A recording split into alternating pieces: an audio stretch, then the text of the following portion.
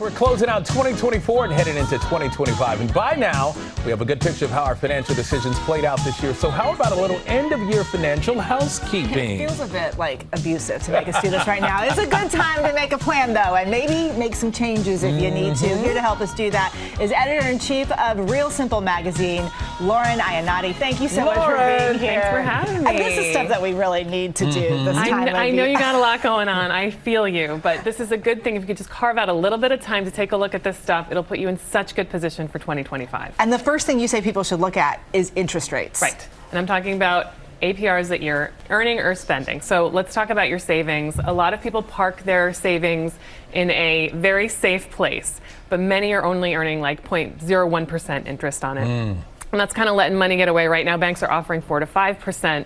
So if you're on that low end, I think you should take a look at your interest rate and decide, do I need to talk to my bank or look at other financial institutions? You can go to bankrate.com. It'll help you compare, and you might want to go shop. If you're the kind of person who's like checking prices for gasoline, you should also check bank rates. And this is kind of even a more higher priority, and see if maybe you could be doing better. That's a good way to put it. Yeah. And then I also say look at the APRs you're spending. Like, so if you have a credit card balance, I know we always try to pay off our credit card by the end of the month.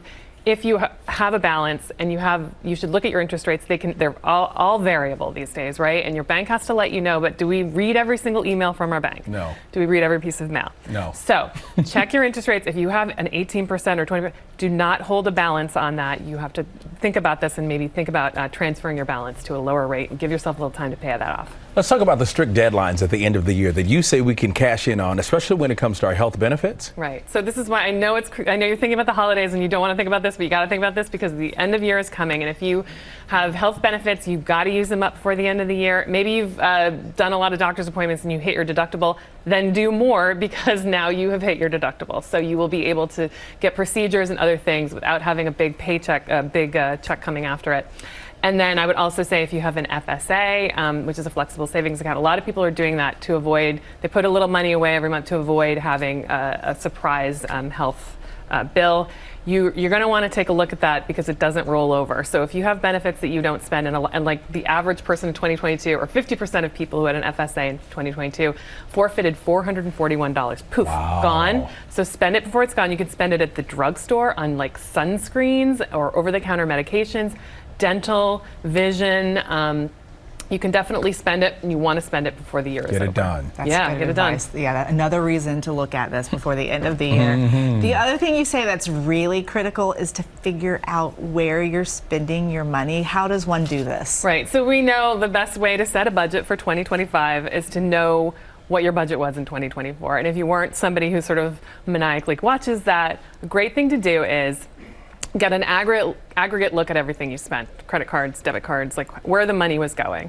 If you have all of your stuff in one bank, most people don't, but if you do, you can probably do it through your bank's website. But if you don't, we love You Need a Budget, YNAB, You Need a Budget, because it helps you put everything in one place. It pulls everything from all your cards. You see everything together and you can make good decisions about how you're going to spend in 2025.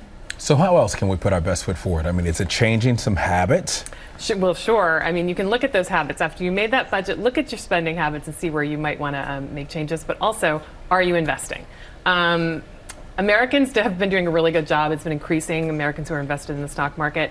If you aren't thinking about investing, if you have a little bit of extra money, even 1% more you can put away, if you're already doing your 401k and you're maxing that out, if you're already doing all those great things that you know you're supposed to be doing, but you're thinking about maybe you want to get a little bit bigger piece of the market is growing, people are winning.